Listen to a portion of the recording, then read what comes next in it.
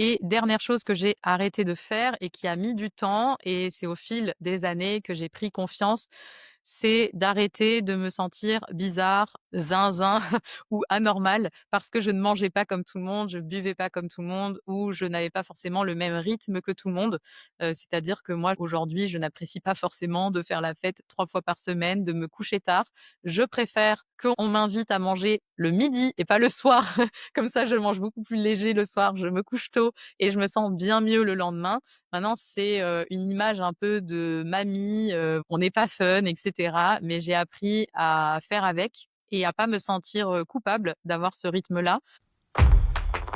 Bienvenue dans Parlons Digestion, le podcast pour comprendre enfin ce que votre ventre essaie de vous dire. Je suis Cécile Caron, praticienne en nutrition fonctionnelle spécialisée dans le bien-être digestif. Je me suis prise de passion pour les pouvoirs extraordinaires de notre ventre et j'ai eu envie de les partager avec la moitié de la population tout de même qui souffre de maux de ventre. Alors restez avec moi pour comprendre les causes de vos troubles digestifs et comment vous en libérer, non seulement pour apaiser les ballonnements, problèmes de transit et autres joyeusetés, mais aussi pour calmer votre esprit, réduire votre stress et retrouver énergie et sérénité. Parce que non, tout ça n'est pas dans votre tête.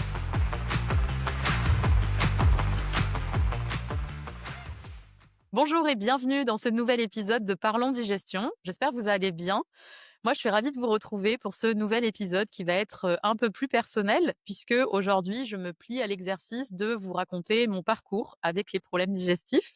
Puisque oui, j'ai aussi traversé les problèmes digestifs et c'est tout ça, tout ce parcours-là que je vais vous raconter qui m'a mené à ce que je fais aujourd'hui, c'est-à-dire à accompagner à mon tour les personnes qui elles-mêmes souffrent de problèmes digestifs.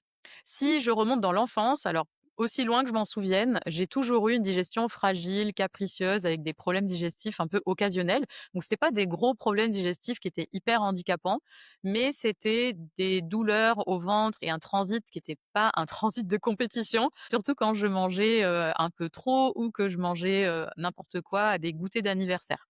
Parce qu'il faut savoir que moi, j'ai eu la chance de grandir dans une famille où mes parents ont toujours cuisiné, où on a mangé beaucoup de légumes, beaucoup de produits bruts, non transformés et j'ai mangé bio pratiquement toute ma vie puisque aujourd'hui j'ai 38 ans, donc j'ai connu c'était même pas les débuts du bio, hein, mais ça existait déjà, mais j'ai connu le bio dans les années 80 qui était pas, très répandu à l'époque et pratiquement toute ma vie, j'ai mangé bio. Donc à l'époque, le bio de l'époque des années 80, c'était pas la même chose qu'aujourd'hui. On a quelques anecdotes avec mon frère, où on se souvient de certains produits qui aujourd'hui n'existent plus, ils seraient même plus vendables. Mais donc ça a donné lieu à quelques anecdotes. Mais en tout cas, voilà, j'ai bien mangé et je remercie mes parents sur cette, bonne base parce que si j'avais grandi dans une famille où on mangeait des produits, transformés, du fast-food et cetera, je ne serais pas, du tout là, dans cet état-là pour vous en parler et j'aurais eu beaucoup, beaucoup plus de problèmes digestifs, je pense. Et il faut savoir que j'étais aussi dans une famille où j'étais pas la seule à avoir des problèmes digestifs, donc c'était un peu une faiblesse familiale. Moi, je me disais: «Ben, c'est normal, c'est héréditaire, c'est comme ça, puis c'est ma fragilité». J'y faisais pas plus attention que ça. L'enfance se passe jusqu'aux études et là, bon, on sait que le régime alimentaire d'un étudiant n'est pas des plus équilibrés, même si mes parents m'avaient donné de bonnes bases. Bon, voilà, je mangeais, beaucoup de riz, de semoule, de choses comme ça, donc pas du tout équilibré.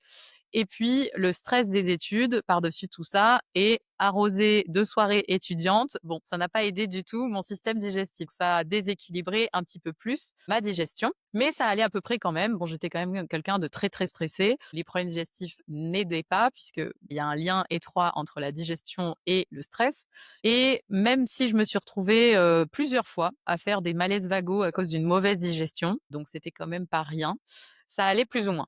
Et puis, à 29 ans à peu près, je me souviens très bien de cette soirée où je suis allée manger au restaurant avec des amis. Donc j'ai mangé, une salade niçoise et une tarte au citron meringuée, donc quelque chose de, je dirais, assez classique, même si la tarte au citron était assez grosse. Ça a été la goutte d'eau pour moi et à la fin de ce repas, j'ai fait un malaise. J'étais à 2 doigts de m'évanouir.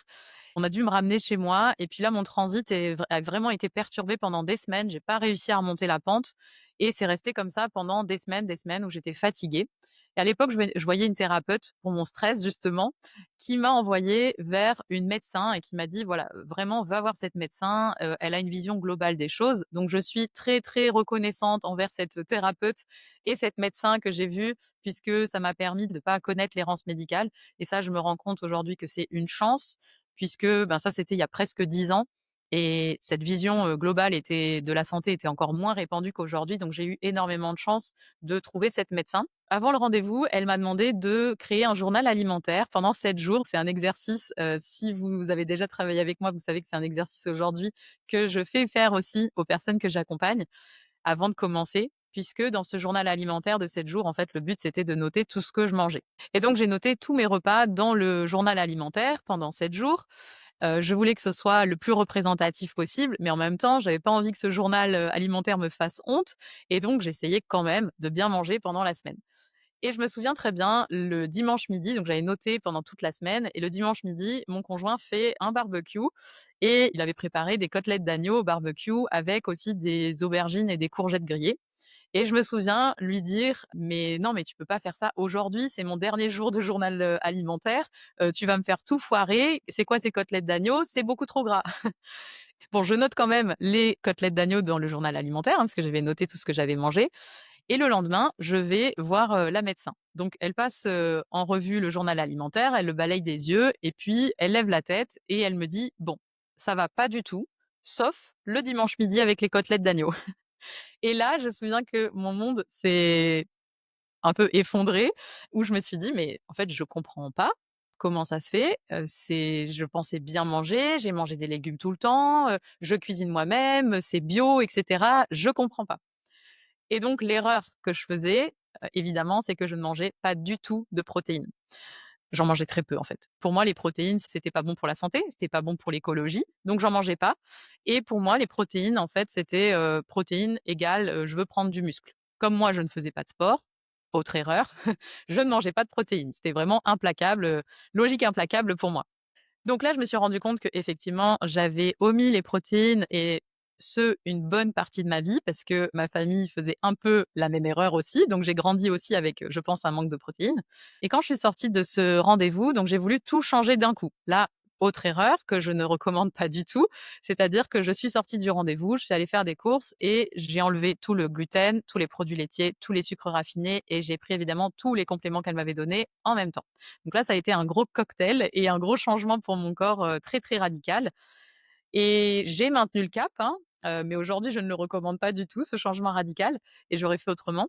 Mais au bout d'une semaine, j'avais perdu 5 kilos et j'étais très affaiblie, et j'étais, au bord du malaise vagal tout le temps. Dès que je prenais une douche, il fallait que je m'allonge, enfin vraiment, et mon transit était toujours catastrophique. Évidemment, c'était pas en une semaine que j'allais tout récupérer, mais ça a mis du temps. On a fait des ajustements et cetera, puis j'ai changé mon alimentation et j'ai commencé à récupérer un transit un peu plus acceptable. Il faut savoir qu'à ce moment-là, dès que je mangeais quelque chose, je courais aux toilettes 15 minutes après. Donc c'était pas vivable, socialement, c'était pas vivable, et puis ça m'épuisait complètement, je n'assimilais rien. Donc de fil en aiguille, cette médecin, elle m'a guidée, mais évidemment, elle était pas là non plus pour me coacher et m'accompagner, entre les séances. Donc j'ai essayé de me débrouiller un peu toute seule, et puis j'ai lu évidemment plein de choses sur internet, j'ai fait mes propres recherches et je me suis prise de passion pour tout ça. Au fur et à mesure, du temps, je changeais un peu certaines choses, on refaisait des analyses, on voyait ce qui avait, changé et cetera. Bref, de fil en aiguille, voilà, j'ai avancé comme ça, et puis ma digestion était bien mieux, donc je dirais que j'avais déjà récupéré, peut-être au moins 50 de ma capacité digestive. J'allais bien mieux, alors j'avais quand même des crises de temps en temps, mais quand même, je reprenais un peu des forces et je reprenais, un petit peu des nutriments aussi.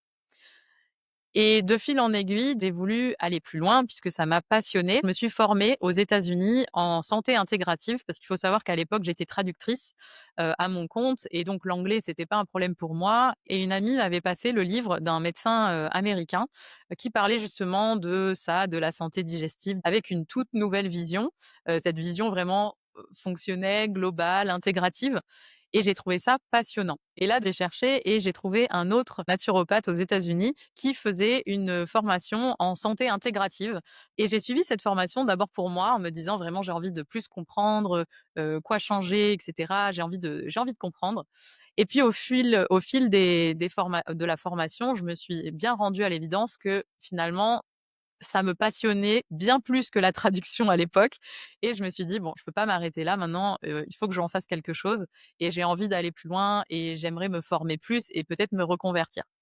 Donc j'ai fait cette formation aux États-Unis, je me suis formée aussi en France, j'ai fait une formation en nutrition, holistique et puis je me suis formée à l'accompagnement de l'alimentation émotionnelle et puis j'ai découvert le nerf vague, le système nerveux, la théorie polyvagale. J'ai découvert tout ce monde-là, je me suis formée aussi à ça et au fil de mes formations et de fil en aiguille, j'ai changé comme ça des choses dans mon alimentation, dans mon hygiène de vie et j'ai récupéré ma capacité digestive. Enfin, j'ai même pas récupéré, j'ai trouvé une capacité digestive que je n'avais jamais eue finalement, puisque depuis toute petite, j'avais quand même des désagréments, digestifs.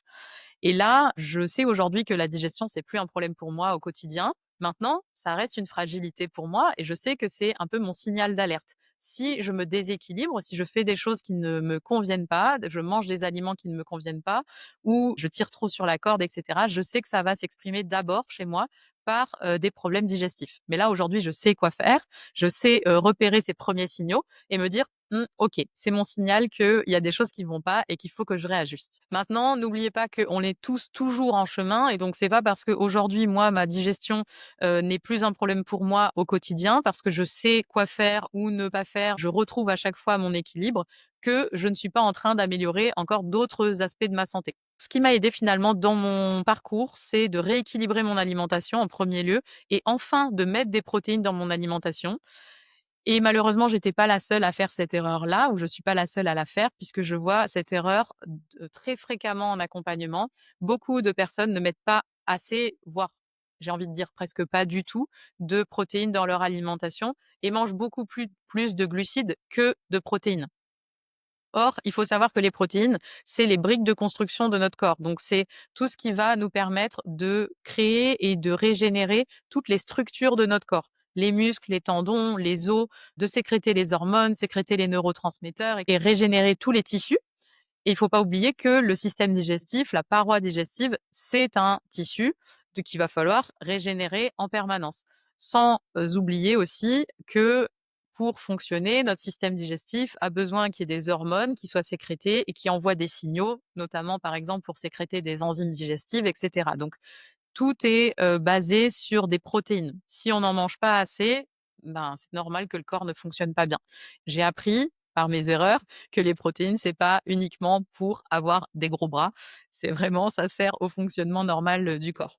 C'est pour ça qu'aujourd'hui, je propose notamment un programme en ligne pour rééquilibrer son alimentation, pour, bah, commencer par ce pilier-là de l'alimentation qui est vraiment le pilier numéro un.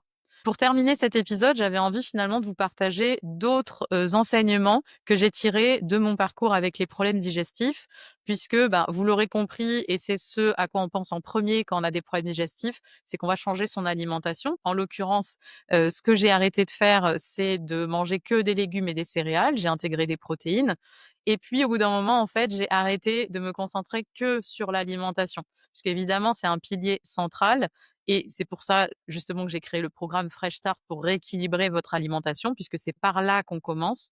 Mais souvent, ça ne suffit pas et il y a aussi d'autres piliers évidemment, vous l'avez compris. C'est tout le but aussi de ce podcast, c'est d'aborder les autres piliers et donc j'ai tiré, d'autres enseignements au fil du temps qui m'ont permis d'améliorer encore plus ma digestion et de, à chaque fois, récupérer ou d'ajouter, puisque je les avais pas à la base, hein, pas dans l'enfance, mais d'ajouter ces petits pourcentages en plus d'une meilleure digestion. Finalement, qu'est-ce qui a changé la donne pour moi au fil du temps? C'est d'arrêter de boire systématiquement de l'alcool quand j'étais invitée et pourtant j'apprécie une bonne bière, un bon verre de vin rouge, mais je sais que ça ne me réussit pas du tout et c'est normal. L'alcool, en fait, c'est quelque chose qui va venir brûler le système digestif, brûler les muqueuses, donc ça désinfecte tout. C'est pas du tout ce qu'on veut avoir dans notre, système digestif et on imagine bien que nos bactéries sont pas très, friands et fans de cet alcool qui arrive. Donc, est-ce que je n'en bois plus du tout? Non, j'en bois de temps en temps quand vraiment j'en ai envie et quand ça me fait plaisir, je vais boire un verre, mais, j'ai vraiment arrêté de systématiquement en boire et je sais que c'est parfois problématique, suivant en plus avec les personnes avec qui on est. Si tout le monde autour de nous boit, c'est le choix par défaut. En fait, c'est la facilité de dire: «Bah oui, je vais prendre un verre aussi». Et surtout que parfois, il y a pas d'alternatives qui sont sans alcool, à part de l'eau avec une rondelle de citron quand c'est le plus foufou. Donc c'est pas non plus, quelque chose qui est très festif et donc j'ai appris aussi à trouver, d'autres alternatives et à ne pas boire systématiquement de l'alcool. Autre enseignement que j'ai tiré, c'est que j'ai arrêté de me coucher tard en semaine et de faire la grasse matinée le week-end pour rattraper. J'ai toujours considéré que j'étais une couche tard, mais en fait, je me sens bien mieux et je me souviens du moment où j'ai commencé à me coucher plus tôt et à me lever plus tôt et ça a été vraiment un game changer comme on dit en anglais. Ça a changé la donne pour moi parce que j'ai retrouvé beaucoup plus d'énergie et même ma digestion était, bien mieux. Donc j'ai encore grappillé quelques pourcentages de meilleure digestion en faisant ça. Et dernière chose que j'ai arrêté de faire et qui a mis du temps et c'est au fil des années que j'ai pris confiance, c'est d'arrêter de me sentir bizarre, zinzin ou anormale parce que je ne mangeais pas comme tout le monde, je buvais pas comme tout le monde ou je n'avais pas forcément le même rythme que tout le monde. C'est-à-dire que moi, aujourd'hui, je n'apprécie pas forcément de faire la fête 3 fois par semaine, de me coucher tard. Je préfère qu'on m'invite à manger le midi et pas le soir.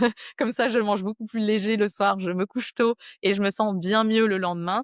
Maintenant, c'est, une image un peu de mamie, on n'est pas fun et cetera, mais j'ai appris à faire avec et à pas me sentir, coupable d'avoir ce rythme-là parce que, bah, déjà tout le monde est différent et tout le monde fait bien ce qu'il veut, mais aussi c'est pas parce que c'est la norme finalement que c'est la juste chose à faire et quand je vois l'état de santé de la société en général, je me dis que finalement faire différemment de tout le monde, c'est peut-être pas mal.